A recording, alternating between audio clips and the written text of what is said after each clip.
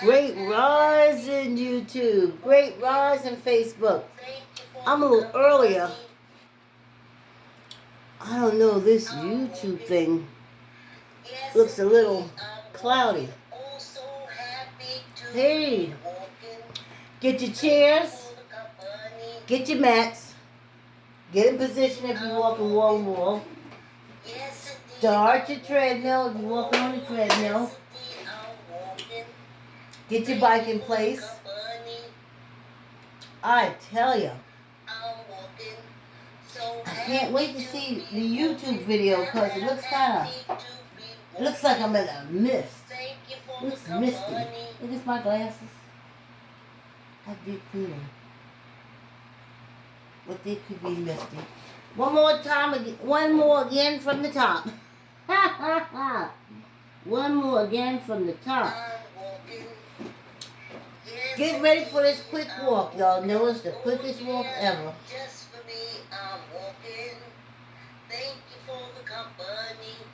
Like, comment, share. Like, comment, share. There's an old person out there, my age, that just needs to see me walk. I talk because I think I'm interested, but if you don't think I'm interested, you can mute me and just watch me walk. Great risings, y'all. Great risings in your home, on your job, in your business, in your family, in your marriage, and in your health. Oh, yes, indeed, I'm walking. Thank you for the company. I'm walking. So happy to be walking. Happy to be walking. Thank you for the company. Yes, y'all, yes. One more time. This is our time we start. I don't know. I've always been a stickler for time like that. People say, oh, Vicky, we could set our clocks by you. When I used to do like with kids or a companion or something like that, I've worn many hats. So I know. Like I said, I see a mist around me. It could be from outside too, because I got the window open. Y'all ready? Great rising. Thanks for coming through. Great rising, Mary, Diane, Mike Jones, Sean L, Sylvia, Loretta. Ha ha ha. All right, let's get started, y'all. I'm walking, so happy to be walking, happy to be walking. Thank you for great rising. Hey, YouTube, hit that subscribe bell so when I upload that video, you'll know. I try to get it uploaded before 9 a.m. How y'all doing? How y'all doing? I am doing fine. I was looking at my calves yesterday. I don't know. Well, no, this morning when I was, because every morning, like when I put my socks on, I put all the stuff on my feet. And I'm noticing my thighs. First, I'm noticing that I'm a leg person. I never knew I was a leg person. I really never paid that much attention. I had a girlfriend, Ginebra. I have a girlfriend, Ginebra. If she's listening now, she said, oh, we ain't friends no more. And she used to critique women's butts. And I never did it. I would always blush. But she always did it. So we would be out. And she said, ooh, look at that butt. And I was like, no, I'm not looking at ladies' butts. I'm not doing that. And we'd be someplace else, like, we worked at the hospital. So at different occasions, doing stuff, she said, you see so-and-so's butt? I'm not looking at that lady's butt. But she got me. she got me. Since then, I have been looking at women's asses, disgusted with myself, until I literally had to stop myself. And there was one time I got this job where, you want to know where it didn't work good for me? That look at ladies' butts. Well, I'm working for this lady, Puerto Rican lady, who's married to a Greek man. Now I know if y'all listen, if y'all ain't turned me off yet, you should be on the floor cracking up laughing. When I was a young girl, they said, a boy said, do you ever want to do a Greek style? That meant anal sex. So that was in my head. So I met her, we'll call her Marianne. I met Marianne, and I didn't pay her any attention. And she told me, her last name was Strofogopoulos. She did her signature, a S and one long line. She kept getting mad at me when the teachers kept sitting home and asking me to get her to sign the kids' homework. They didn't understand that line in the bottom was her signature, because she didn't write Stafanafa Lapalusa Emanabis. And she wouldn't write it. I don't even think she said it. I don't even think she could say it. Woo. I think when you marry a man, you should be able to pronounce his last name. Woo, especially if you want to take it. So anyway, going back to the Greek thing, of course, Miriam met her husband. Miriam was a makeup design person, a Puerto Rican. Oh, I said her real name, Miriam. Oh, no, that's not her real name. Anyway,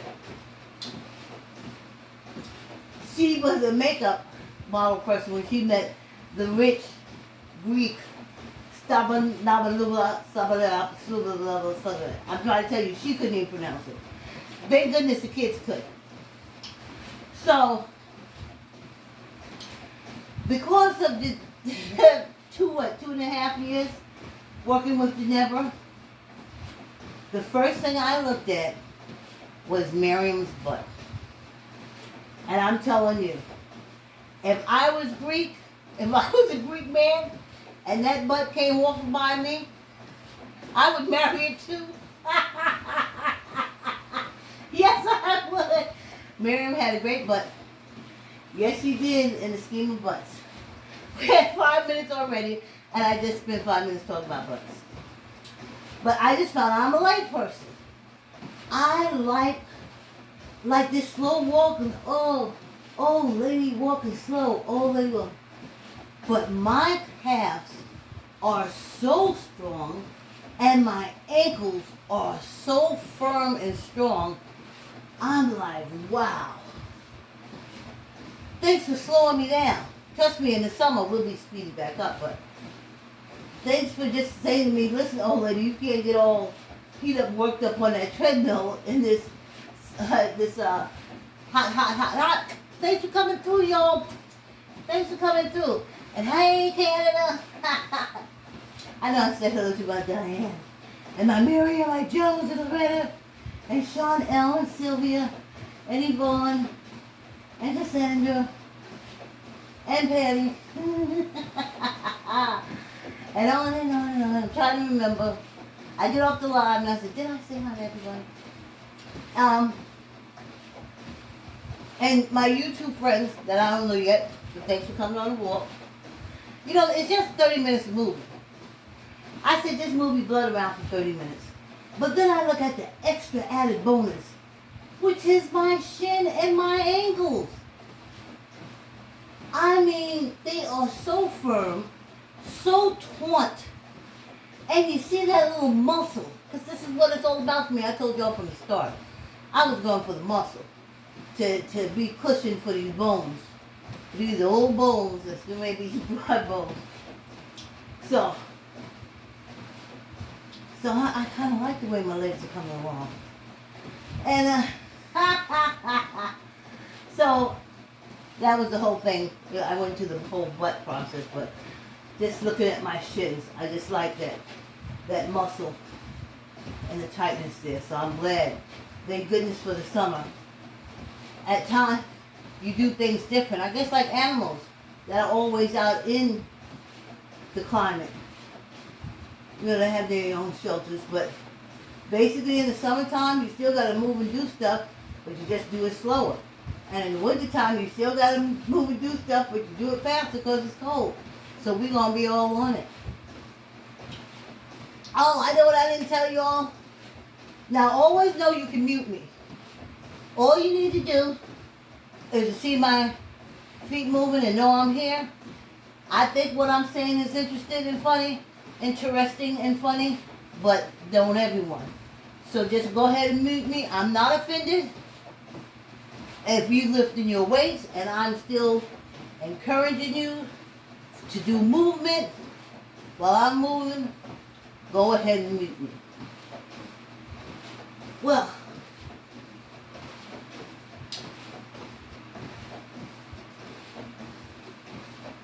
I've been bringing Ebony down, and she does her 5 minutes on the treadmill because I was so worried. Since we got her, I was like, because I always walk my dogs, half hour, sometimes hour-long walks. I tell you, I was always walking. Always walking. I never even noticed when I stopped, not always walking. And then I worked out and everything. But now that I've been walking since January, my body is so much happier because it said we've always been walking.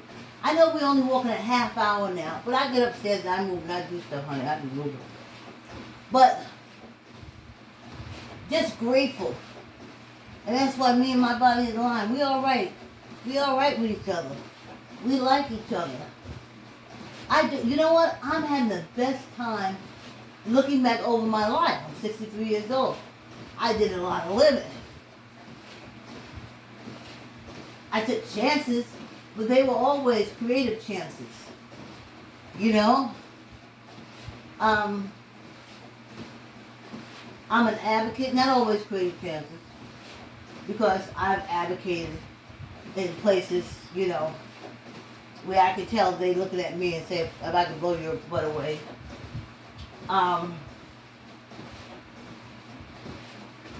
Just really proud of the decisions that I made in my life. And you say, oh, you made it? Yeah. What, I was 12 when my mother died? And then I started meeting strangers that I never met before. She never let me meet these people. But after she died, I met them. And the fact that I'm here walking in treadmill right now makes me so love the teenage Vicky. I love the teenage Vicky. I think this teenage Vicky is like the awesomest. If I could write a book about my teen years,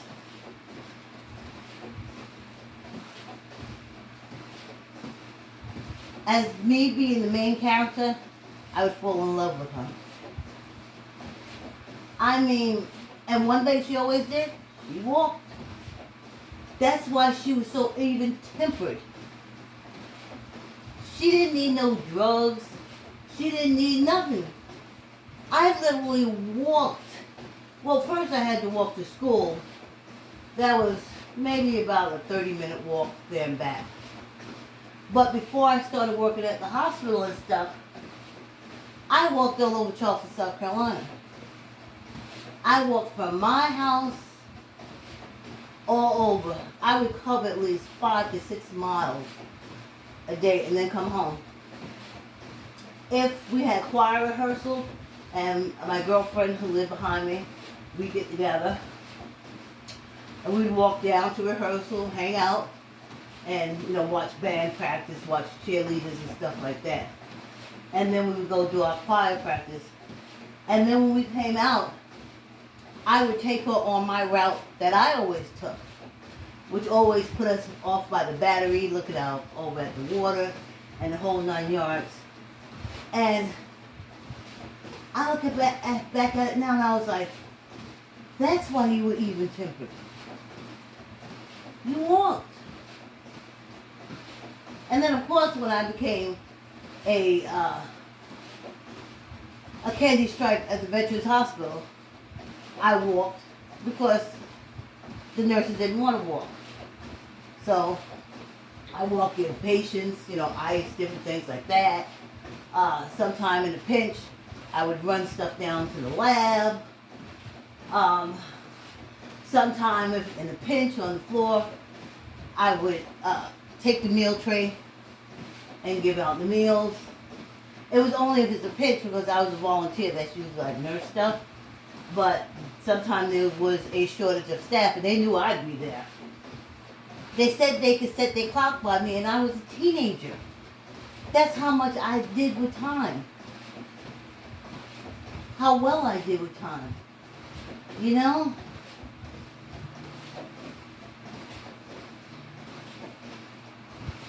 And I could have been some screwed up, like they said, some screwed up sex worker or junkie laying in the street. I don't know. I just had a certain love of self. Just to see all the things that I went through. I would go to state every year to try out for the state choir. That's how well I read music and how I never made it. But I tried out for it. I kind of knew I couldn't make it because once you became state, you had to get to said state rehearsals. And I knew my grandmother wasn't going to go that far. You know what I'm saying? So I would just go, and then I would stand there hoping that I would be accepted, and then in the same vein hoping I wouldn't, because I wouldn't be able to keep the commitment. But just the fact, what made me so happy was every year I tried. And I never say, oh, I'm trying and I didn't get on. Me going through all I'm going through, a teenager just lost their mother, I was just so happy that I was able, my voice was to the point that I could try out for state.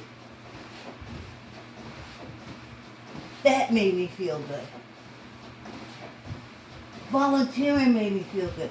When I look back on the teenage me, I want to wrap my arms around that girl and say, thank you so much for not giving up on us. Because in my head I kept saying, because my grandmother gave it to me. She used to say, don't get mad at me. Oh. Look how fast this quick walk is. I think I must have did something to the camera to make it smudge for my YouTube and give it that smoky thing, but I'm not a cinematographer, so tomorrow will be better. Hit the subscribe button and like, YouTubers. Like, comment, share, Facebook. Hey, y'all. Good, great rise, and Joe. Happy Wednesday to you as well. Hey, thanks for the love. Thanks for the love. I love love. Oh, there's our resident, our resident illustrator. She's been working and working and working and working. But y'all want something? Y'all know. Every time she show up, y'all know I'm going to talk about books. Hey, Izzo.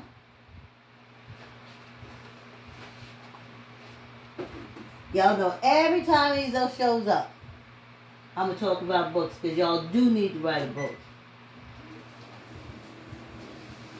Especially as African American folks, y'all really do need to write a book. But it ain't got to be nothing more than a children's book, but chances are, only people going to read it is kids. Your kids, your family members. But that's what you write it for, to leave something for them. Oh, so what did it was, what helped me in my teenage years was with my grandmother. I guess she was so... I had just got down south, and these were all strangers to me. But I guess she didn't know me, I didn't know her, and I had frazzled her. And she looked at me and she said, you know what? You don't have to stay with me. You are going to be grown, in charge of your own life. What I tell you is to graduate from high school so you can take care of yourself, and if you have any kids. But you ain't going to be staying with me because you're not going to be a child forever. And that thing worked with me. My head said, what, this like 14, 15-year-old me said, what you say? Wait a minute. All I do is graduate high school and I'm out?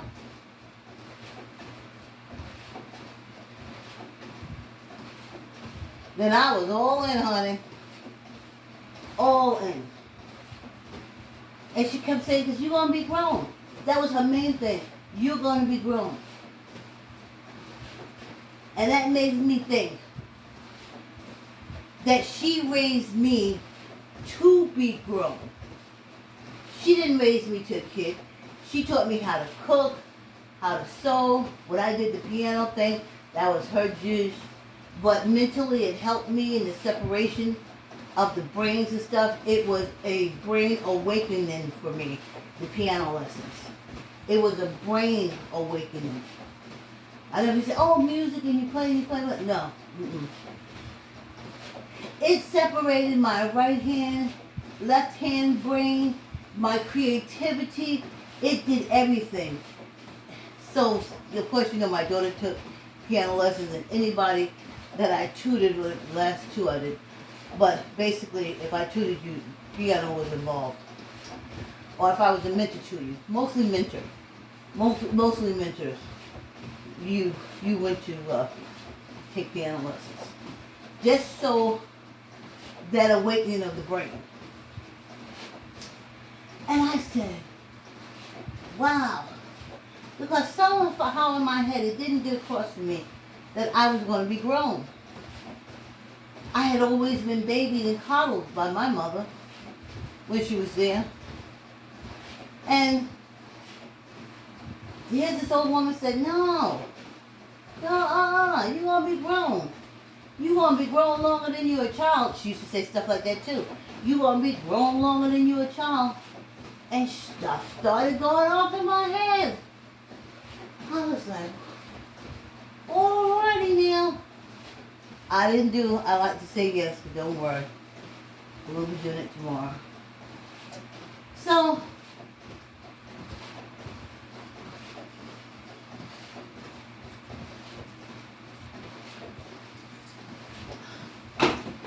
you know, and that's what I did, and that's how I raised my daughter. I raised my daughter for adulthood, not to stay a baby.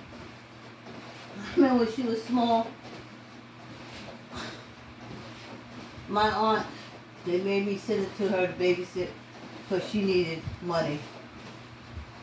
Anywho, I got caught in that family obligation twice. She needs money, but she doesn't take care of my childhood. Oh, but be a loyal family member and bring your child over. But she doesn't take care of my childhood. Yes, she does. She loves everybody.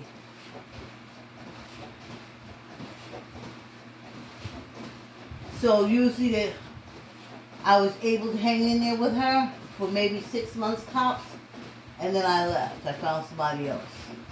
And then I would be happy with my babysitter, and then I'll get this call.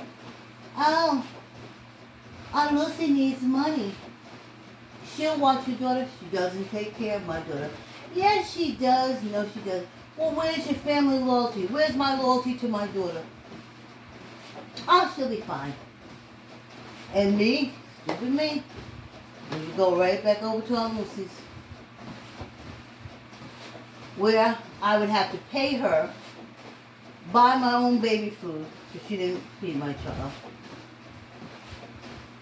I'd have to pay her bring over my own food. Now you say, oh, that's not bad. But my sisters, she also kept my sister's kids. And all they did was drop their kids off. I had to pay. I had to pay. They didn't pay. They didn't even show up. They dropped the child off April 1st. And they didn't see that child till the end of the month. And they never gave her money or anything. But I paid her every week. And I had to bring my own food. So you can see why my sisters loved her as a babysitter. And the reason why she needed money was because she was taking care of y'all kids and y'all wasn't giving her no money. But I wasn't that smart by then. I was like, oh, we're sisters. We are family. So that's what I did. But I raised my daughter to be grown, to be an adult. Basically, I raised her from a young child that if I should die, she will have no problem getting along in this world. I raised her with the word yes. Because if I die, I'm going to leave you with strangers. If I die, I'm going to leave you with strangers. And you say no, they're going to beat your ass. You say yes, they're going to love you. So there we go. I raised her with the yes method. So, and to be grown. I'm 63. Say if childhood is over at 20. 40, right? That's 20 years. Wait. 20, 30, 40, 50, 60. Yeah, I had it right. 40 years of being an adult. I am so glad my grandmother raised me to be an adult. To do adult things to take care of myself. The other things I learned. My girlfriend, my good Judy, some people call her Karen, but my good Judy taught me how to balance a checkbook. And at 18, I taught my daughter how to balance a checkbook. So she had that part that I didn't have before she turned 20. I taught my daughter to drive at 20. But I didn't get my license until I was like 27. Me and Mr. Gibbs, I'm going to have to tell you that story about Mr. Gibbs. No, I have yet to forget my driving ed teacher, okay? So, I raised her. Let's do some hands. Fingers. I raised her to be an adult, not to be a child. When she was young, they used to do, in the book, and I said, don't talk to her like that. Don't talk to her like that. I leave her with strangers for hours.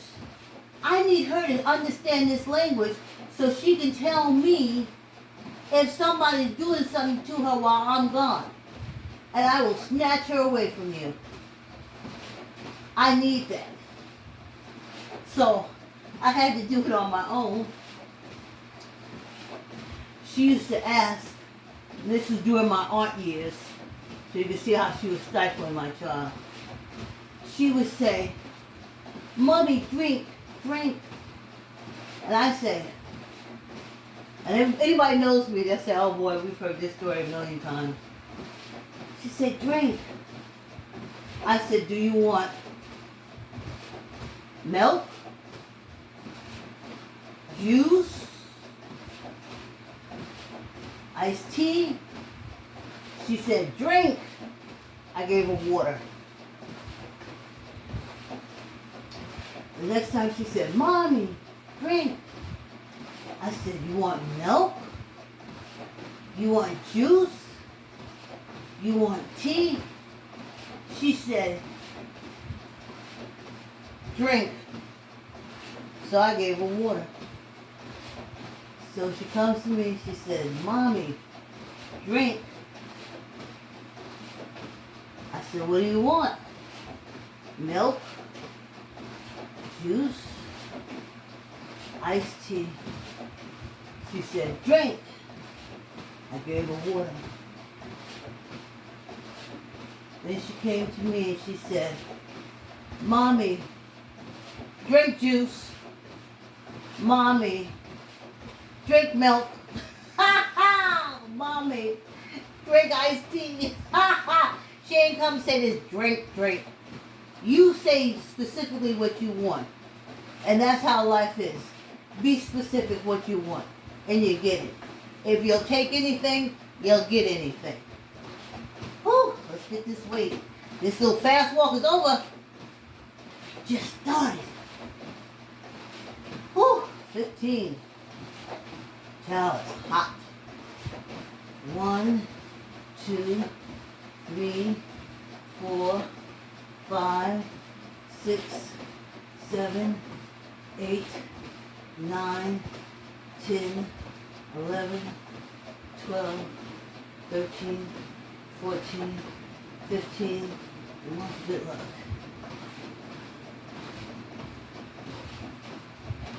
Tuck in the elbow.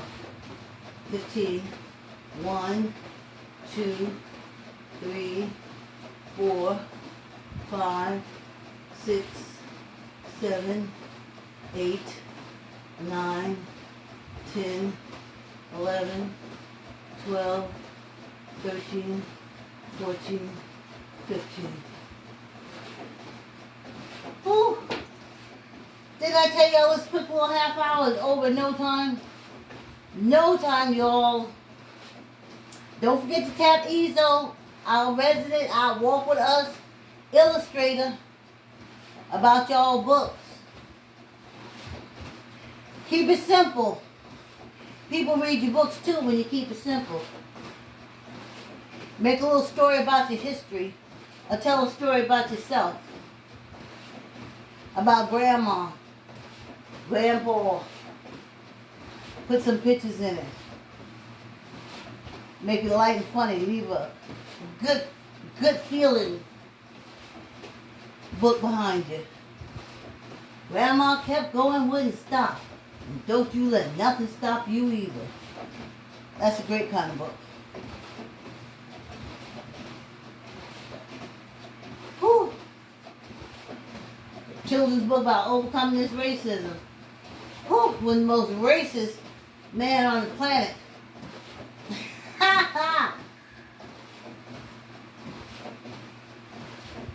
Ha ha! But all the whites shoved him in there so he can get us. And all those masochistic men that just want 6, 7, 8, 9 wives to screw on. And those people who want to kill so they can just screw virgins in heaven. And screw this, and that's what it's all about.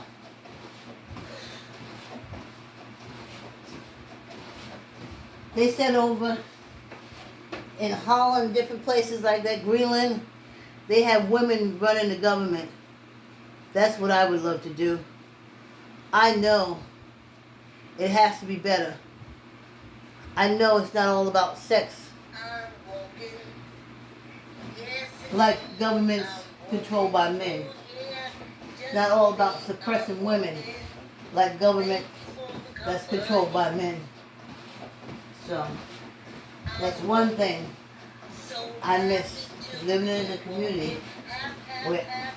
or in a society that's controlled by women.